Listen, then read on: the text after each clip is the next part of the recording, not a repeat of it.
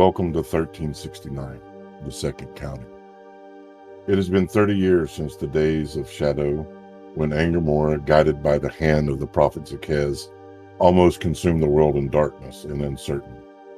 Sadly, it is also a time that in the past 30 years has become viewed less and less as the threat it was.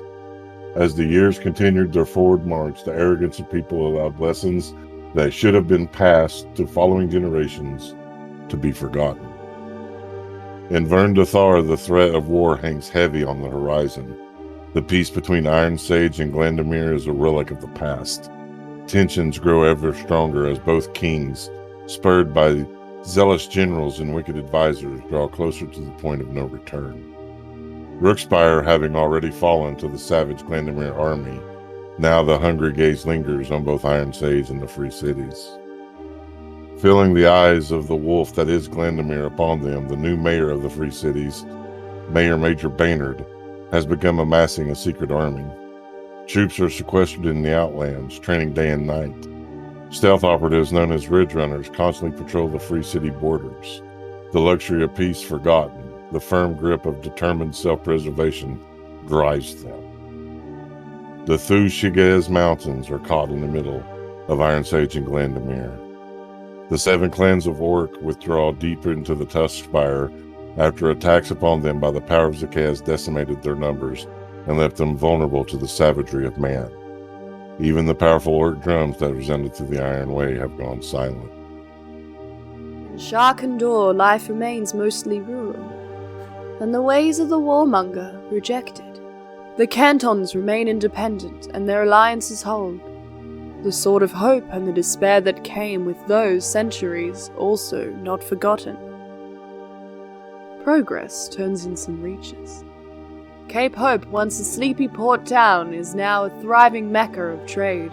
The port of call for those heading to or coming from the lost island of Yggdrasil. Once more the dwarven hammers ring under the Ragnarskan Mountains. The dwarven kingdom of Korstendula, cemented beneath the snowcaps.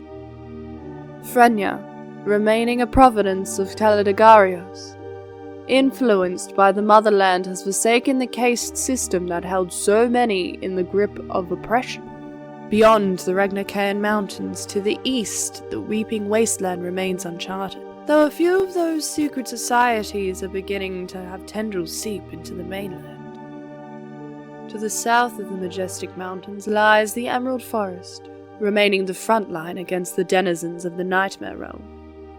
On the island of Morton's Deep, Port Bloodgut stands unscathed but not unaware. North of the infamous port, the swamp of Morning Solace sees rebirth. The goblin tribe of the Spiked Gopher, led by King Garbo, have found a place of peace, a place where they can learn to thrive instead of just survive. Further north across the unnamed mountains lies the remains of Teledagarios, the once strong united kingdom of Minotaur now divided. The great falling happening when the zealous temple heads of Arianard sought to have the king, Torius Frostmane, assassinated to claim power for themselves. The Wall of Weeping now dividing the kingdom in twain. West Teledagarios, clinging to the Flamesong ways, a melting pot of race and culture. The Eastern purest dictatorship, where non-Minotaur are forbidden. Time marches forward. Society evolves and de-evolves. And while it has only been 30 years, so much has been forgotten.